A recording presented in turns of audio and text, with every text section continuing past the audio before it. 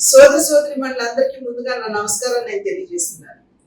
ఈనాడు సార్వత్రిక ఎన్నికల ఫలితాలు వెలువడ్డాయి. నేను ఆంధ్ర రాష్ట్ర ప్రజలకి హృదయపూర్వకంగా నా ధన్యవాదాలు నేను తెలియజేయదలుచుకున్నాను. ఎందుకంటే నిజంగా రాష్ట్ర అభివృద్ధికి పెద్దపీట వేస్తూ, ప్రజా సంక్షేమానికి పెద్దపీట వేస్తూ ఎవరైతే ప్రజా హిత పాలనని అందించగలరో అటువంటి కూటమి అయినటువంటి భారతీయ జనతా పార్టీ, తెలుగుదేశం మరియు జనసేన కూటమికి అనూహ్యమైనటువంటి విజయాన్ని అందించినటువంటి సందర్భంలో పేరు పేరున తెలుగు ప్రజలందరికీ కూడా నా ధన్యవాదాలు నేను తెలియజేయదలుచున్నాను. అదే విధంగా ఈ అనూహ్యమైనటువంటి విజయం ఏదైతే ఉన్నదో ఒక రకంగా మా బాధ్యతని మాకు గుర్తు చేస్తున్నది అని చెప్పి నేను గట్టిగా విశ్వసించేటువంటి విషయం. ఇది కేవలం విజయం మాత్రమే కాదు, ఇది బాధ్యత అనేటువంటి ఒక స్ఫురణతోటి ఖచ్చితంగా ప్రజల సంక్షేమానికి, రాష్ట్ర అభివృద్ధికి పెద్దపీట వేస్తూ రాబోయే 5 సంవత్సరాల కాలంలో ఒక మంచి సుపరిపాలనని రాష్ట్రానికి కూటమి అందించగలదు అని చెప్పి మీ అందరికీ కూడా నేను తెలియజేస్తున్నాను. అదే విధంగా రాజమహేంద్రం వంటి ఒక మంచి పార్లమెంట్ నియోజకవర్గానికి నన్ను అభ్యర్థిగా ఎంపిక చేసి నాకు ఇక్కడ పోటీ చేసేటువంటి అవకాశం ఇచ్చినటువంటి భారతీయ జనతా పార్టీ జాతీయ నాయకత్వాన్ని కూడా నేను హృదయపూర్వక ధన్యవాదాలు నేను తెలియజేస్తున్నాను.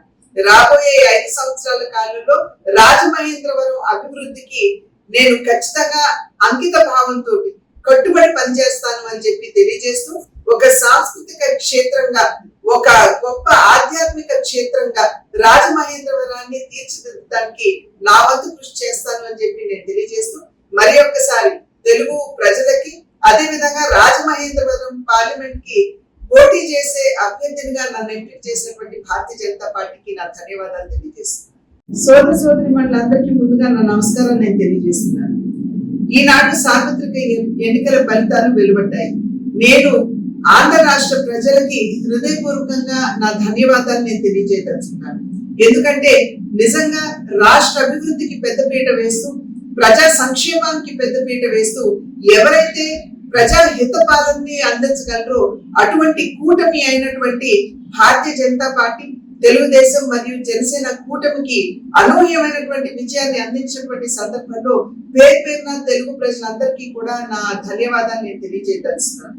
అదే విధంగా ఈ అనూహ్యమైనటువంటి విజయం ఏదైతే ఉన్నదో ఒక రకంగా మా బాధ్యతని మాకు గుర్తు చేస్తున్నది అని చెప్పి నేను గట్టిగా విశ్వసించేటువంటి విషయం.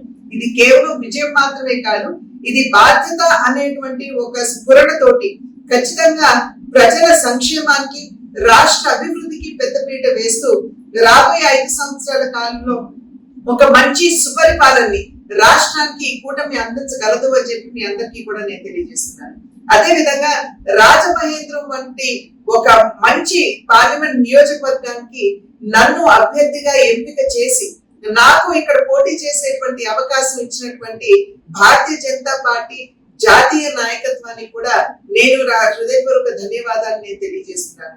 రాబోయే 5 సంవత్సరాల కాలంలో రాజమహేంద్రవరం అభివృద్ధికి నేను ఖచ్చితంగా అంకిత భావంతో కట్టుబడి పనిచేస్తాను అని చెప్పి తెలియజేస్తూ, ఒక సాంస్కృతిక క్షేత్రంగా, ఒక గొప్ప ఆధ్యాత్మిక క్షేత్రంగా రాజమహేంద్రవరాన్ని తీర్చిదిద్దడానికి నా వంతు కృషి చేస్తాను అని చెప్పి నేను తెలియజేస్తూ, మరి ఒక్కసారి తెలుగు ప్రజలకి, అదే విధంగా రాజమహేంద్రవరం పార్లమెంట్ కి పోటీ చేసే అభ్యర్థినిగా నన్ను ఎంపిక చేసినటువంటి భారతీయ జనతా పార్టీకి నా ధన్యవాదాలు తెలియజేస్తున్నాను.